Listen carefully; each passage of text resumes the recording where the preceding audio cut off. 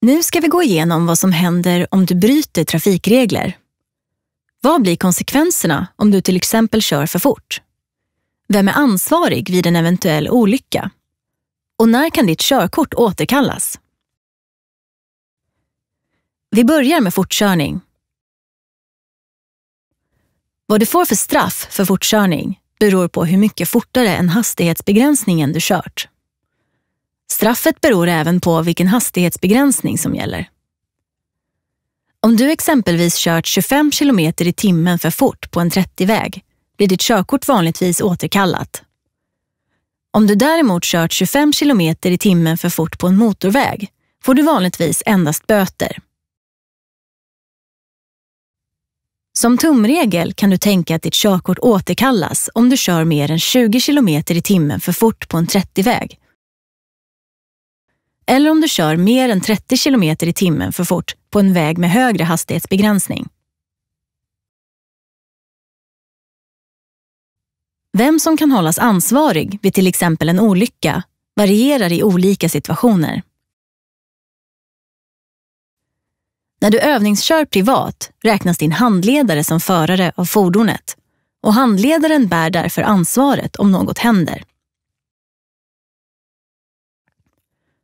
När du tagit körkort och själv kör bilen är det du som bär ansvaret. Även om du till exempel ber din kompis att hjälpa dig när du backar bilen så är det du som kör som är ansvarig. Om du lånar ut bilen till en förare som du vet är onykter eller saknar körkort kan du hållas ansvarig och straffas. Att låna ut bilen till en onykter person anses som medhjälp till rattfylleri.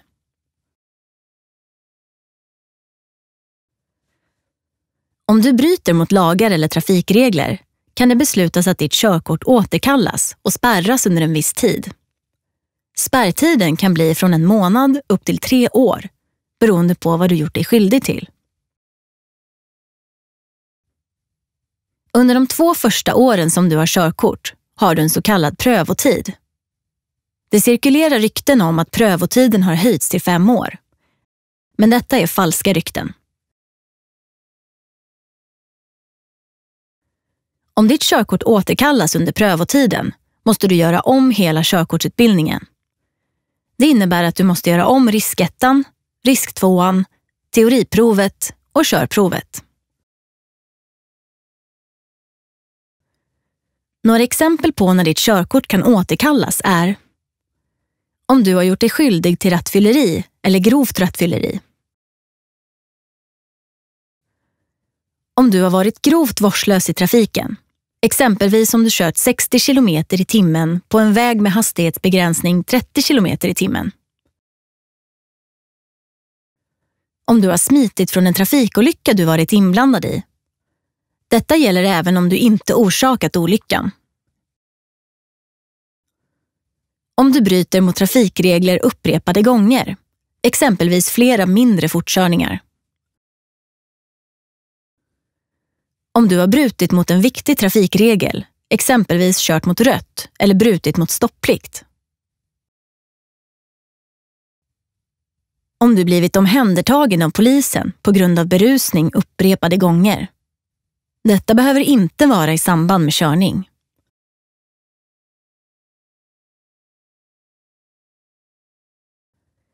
Om du har gjort dig skyldig till grövre brott som inte behöver vara kopplade till din körning, exempelvis grov misshandel eller narkotikabrott.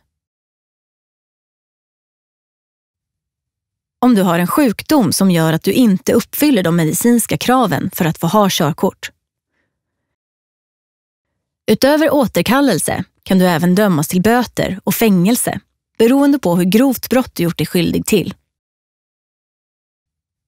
Om du gjort dig skyldig till rattfylleri eller grovt rattfylleri kan du ansöka om att få körkort med villkor alkolås istället för återkallelse.